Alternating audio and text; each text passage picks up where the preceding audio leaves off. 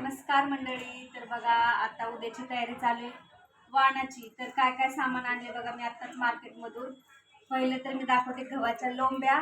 ज्वारीचं कणीस तर काय मला भेटलं नाही तर बाबा, पण गव्हाच्या लोंब्या भेटलेल्या आहेत. तर गव्हाच्या लोंब्या घेऊन आलेले. वांगी हे आहेत, हरभऱ्याचे घाटे आणि गाजर, वटाणे आणि पावटा आणि घेवड्याची शेंग, हे सगळं असं सामान घेऊन आलेली. आणि मेन म्हणजे आपला ऊस. मला तर लय आवडतं खायला बरं का, पण आता खाऊ शकत नाही. वाण बनवायचं नाही तर मी खात जर बसली तर मग हे टाकायला भेटणार नाही.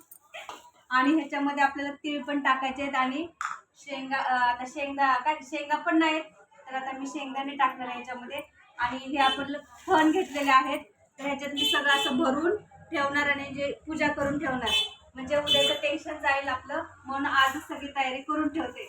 हे सगळा ऊस वगैरे सोलायचा आणि त्यात सगळं म्हणजे भरून ठेवायचं. तुमच्याकडे पण मंडळी असंच करतात का? मला नक्की कमेंट करून सांगा बरं का मंडळी. हे बघा बोरं सुद्धा भेटलेली मला अशी. तर असं वाटतं की मी खावंच, पण कमीच भेटले. ते काय काय करू, मला ऊस पण खाऊ वाटेल, बोरं पण खाऊ वाटते ते. पण आता काय करू, हे तर वाण मला कमी पडेल, नाही तर मला मग तिला कमी कसं काय झालं म्हणून मी खात नाही बरं काय, ठेवते. जाऊ दे, उद्या खाते मी ह्यातलं काढून काढून. हा, संक्रांत झाली, पूजा झाली हा की खा. की मग खाते.